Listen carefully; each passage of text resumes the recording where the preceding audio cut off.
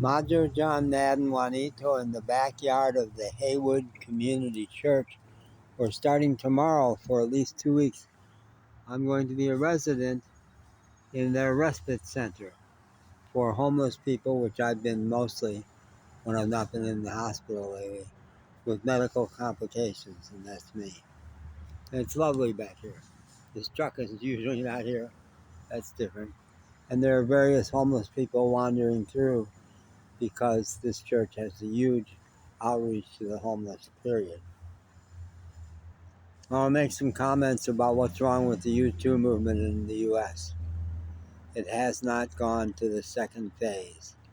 The first phase is setting the boundary. Brene Brown says, healthy life is the right balance of open heart and solid boundaries.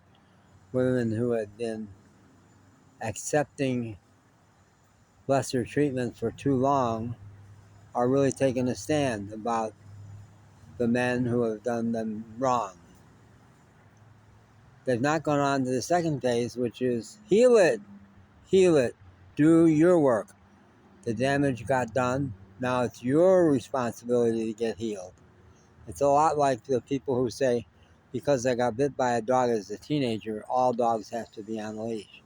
Because I got hurt by some men, all men are going to be angry at for a long time.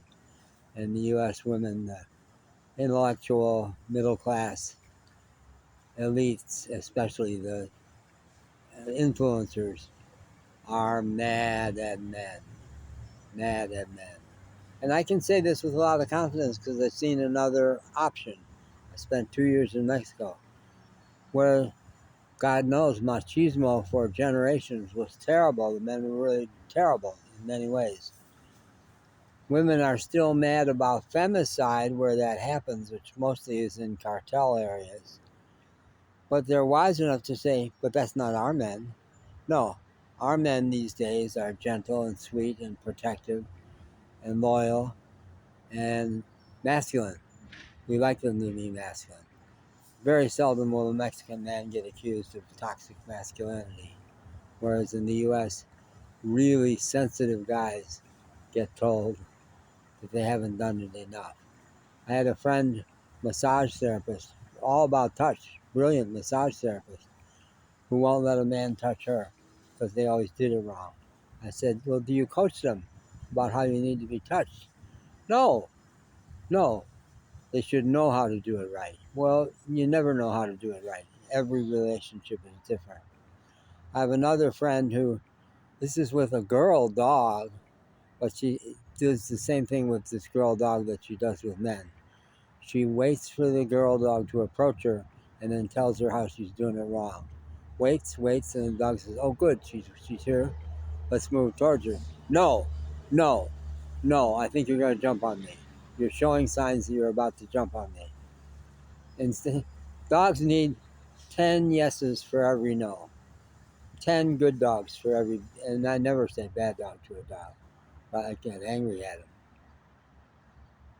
So that poor dog is hopelessly hung up on her because the dog, if they're comfortable with their master, then they can get on with life. All the interesting things out there. But that dog is stuck on, is she ever going to decide she likes me?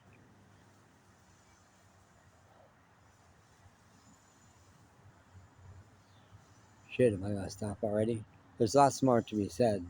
My son adopted his mom's stance that man ruined our life. Well, she didn't do the work of dating a lot of guys and finding the right ones. She made 2 choices. I was a bad choice for her, not a bad man at all. I tried really hard, but a bad choice for her because we were so incompatible, so different. Then she chose a guy who was wildly different than me, a very small person instead of an over-the-top, expansive person, inadequate, and could not give her what she needed. So then she closed up shop forever and said, that's it with that. I heard Jane Fonda interviewed on a podcast where she's had famous relationships, famous marriages. Ted Turner, governor, Jerry Brown of California.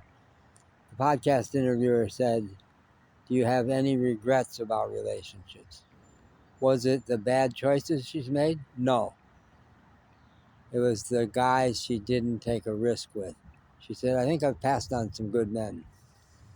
She's not hung up on trying to find the right one, but men who could be good for her. And she knows they're out there and she's experienced them. Do your work, people. Don't blame. You call in the law, prosecute, stop, get assertive, get really good at saying no. But don't get stuck on no. Return to the open heart. Get your healing done. Pound, scream, cry. I did that. I was sexually abused for 4 years, age 6 to 10. Gruesome, terrible. And I did a whole lot of personal growth work and got to a point where I said, would I prefer my life or his? He had a terrible life. He was a tormented alcoholic. What a terrible life. I'll choose my life complete with all that sex abuse and all the work I had to go through healing it rather than his. And now I'm happy. And I choose lots of women. Crazy about women. Crazy about women. And learning how to recognize the women who will let you know they could be great, but they ain't gonna be because they're so angry still. And then spot that faster and faster and say, no, I'm not gonna throw my energy after that person. No, not my job. Not my job. Okay, bye.